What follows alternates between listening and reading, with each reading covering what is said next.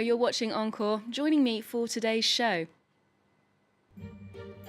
a man known as the Frenchest of American authors. Douglas Kennedy's novels are successful all over the world, but here in France they are instant bestsellers.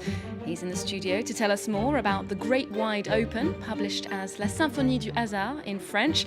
It's a family saga featuring secrets, siblings, and society in late 20th century America.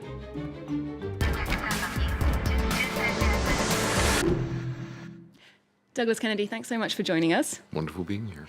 Well, your novel, The Great Wide Open, or as it's known here in France, La Symphonie du Hasard, proclaims very early on that every family is a secret society, which would suggest that the private sphere is more powerful than the public, perhaps. Do you agree? Is blood really thicker than water? Blood is nasty. And I think that's one of the things that the book kind of posits very much. And families, everyone looks for unconditional love, and it's never there. And why are families always internecine? Why is there always warfare among siblings and between parents? And also, why is it true that people keep terrible secrets from each other? And there are such betrayals. At the same time, I started thinking about this book when my father died in 2014, and I remember a conversation right before I went off to Trinity College Dublin in the mid-'70s, and he took me out to dinner and admitted after the third gin martini, he was running a mine in South America, in Chile, and he admitted to me, I'm in the CIA. And then he also... Some secret. That was true. And then he started talking about his mistress. He had a lot of mistresses, and knowing my mother, I didn't blame him. And his mistress was the then daughter of Pinochet's foreign minister. And someone, a girlfriend later on, when I told her this, said, "You must have been horrified, She was very much gauchiste. And I said, I thought it was fascinating. I thought, my God, this man has this extraordinary secret. And I think it was the moment I became a novelist. The protagonist, Alice Burns, a part of the book is set when she goes to college in the 1970s, and her world opens up from the provincial suburbia where she grew up to these hippies or intellectuals that she meets at college. Were you drawing on personal experience there? Were you a hippie?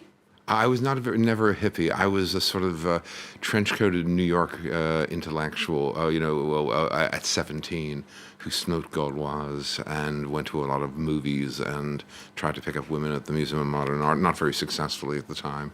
I went to the same small college as she did, a very prestigious college, Bowdoin, and I reflect in this as well the sexism of the times. This was an era when professors easily hit on students, and they got away with it.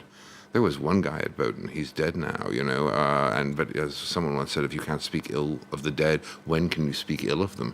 And this guy was notorious. There was always at least one student mistress a year, and he always was hassling people. He actually wrote on a friend of mine's essay, "The Jew from Scarsdale must do better." Imagine that now. And especially in the middle of this Weinstein and Kevin Spacey thing, the question of power of men over women is there. But it was also a moment in America when racism was being challenged, finally. Not totally successfully, but it was certainly being challenged. And also when feminism was coming to the fore. And that's another thing in the novel as well. It's a portrait of a mid-century marriage, a very bad one. And it is, in that sense, somewhat autobiographical. We never moved to Old Greenwich, Connecticut, the white bread burbs, but we spent every summer there. I hated it as a New York boy. It was so WASP, and also you had 11-year-olds who were already playing golf, and this was my idea of it is a very specific social milieu. White bread hell, yes. Now, Alice, like you say, studies at university, and her mind is opened by what she's studying, the academic work and the philosophical and even the social life as well. Were there any particular books, authors, experiences that left their mark on you at an impressionable age? Well, in this novel, she becomes very close, not in any way intimately, but intellectually and personally with a professor who then kills himself. I'm giving something away. But basically, I had a professor like that at Bowdoin who did hang himself and had a sort of what I thought was the perfect life. He'd gotten all his degrees from Harvard. He was tenured at 33, a wife that he loved for for about 15 years, a beautiful house, family, money, 3 young kids. And in private, he was a manic depressive. So there are many autobiographical elements in the book. Now, going to your career, many of your books have been very successfully adapted for television and cinema, both in English and in French. Let's get a reminder of some of those adaptations. Getting to know you, getting to know all about you, getting to like you, getting to hope you like me. You are a writer, aren't you, Margaret? Tom.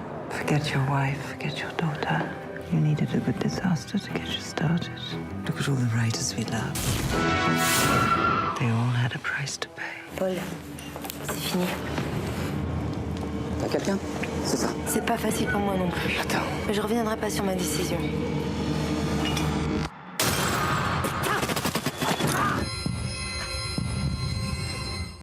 So we can see that they're very cinematic stories, but do you think about the visual aspect of your narrative when you're writing? Is that something that occurs to you?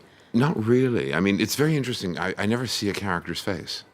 I understand them. Alice, I don't know what she looks like, but internally I understand her completely. I understand all the pathology that's going on as I do other people. I never see people visually, but I have a very visual style, which is interesting in itself. I started writing travel books originally, narrative travel books. And so when you do that, you have to create character, you have to talk about landscape and cities and texture. And that's something that came into my work as a novelist. And so it's one of those interesting things. When I start a book, I have no idea of the trajectory of it. Okay, I don't know where it's going to go, and it ends up somewhere. Well, they sometimes end up on screen. Indeed, that last film, The Big Picture, starring Romain Duris and Catherine Deneuve, was critically acclaimed here in France, released under the title L'homme qui voulait vivre sa vie. We spoke to its director, Eric Lartigot, about the cinematic appeal of your writing. Dans ses romans, à chaque fois, Douglas, In his novels, Douglas strips down his characters, be they male or female. He exposes them. He shows their suffering, their doubts. As a result, they become very human. They take form. They are very real. And it means it is quite easy to transfer these characters to the screen. facilement et rapidement à l'image. So Lartigot is very impressed by the creation of your characters. How do you create character? Is it a technical approach, psychological, or It's completely psychological. Okay. I always maintain the fact that everyone has pathology. It's something I was saying to my daughter, who's 21, after a breakup with a boyfriend. And I said, everyone shows up with baggage. And the thing is, you become a baggage handler as they do with yours. And so I'm always fascinated by the baggage that people are bringing into life and how that actually interacts with their personal relationships. And I always believe in one very famous quote from a forgotten German poet named Novalis, which is, character is destiny. And I always maintain that when I'm writing. Beyond that, then I throw people into situations and see how they float. And also in my books, I think constantly there's that idea that everything can change in an instant in life. The vernis is very fragile. And in a moment, you can just find yourself kind of in free fall. Mm-hmm. Now, your books have been very successful around the world, but never more so than here in France, where they're very well received. They top the bestseller lists very quickly. You've sold 8 million books in this country, more than, I think. What is it between you and the French audience that clicks? The French have such good taste. It's one of those very interesting things. I'm Francophone. I've lived here for 17 years off and on. I think, interestingly enough, I have an aspect of sensibility that works here.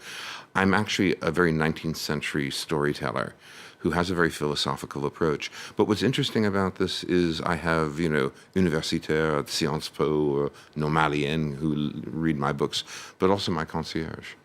She loves them, as do taxi drivers who've seen me on television. I had one guy recently open up his glove box and he said, "Oh, I've got 3 of yours here." And I think that's marvelous that I can work both sides of the street. I also think this is a society where people still read. and where, frankly, writing counts.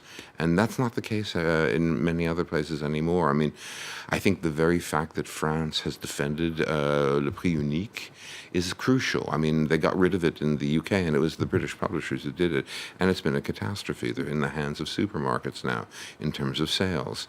The novel is a crucial part of culture, and writing is a crucial part of culture, and it's something we need to defend and also not think that it's free. Indeed, we do see a lot of people, I think, in Paris reading on the metro real novels. Now, finally, as well as literature, you're a great fan of music, classical and contemporary.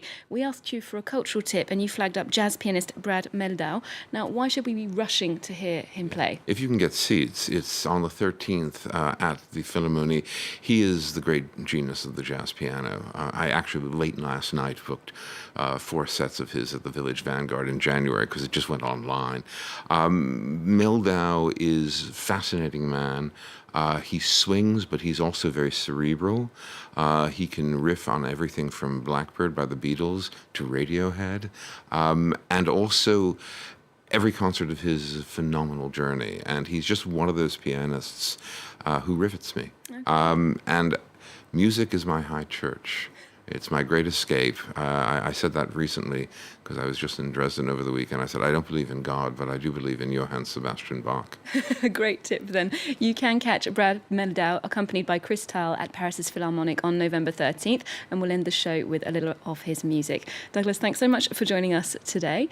Your book, La Symphonie du Hasard, is available in French and upcoming in English. Do remember to check out our website for more arts and culture. We're also on Twitter, Facebook and Instagram too. There's more news coming up on France 24 after this.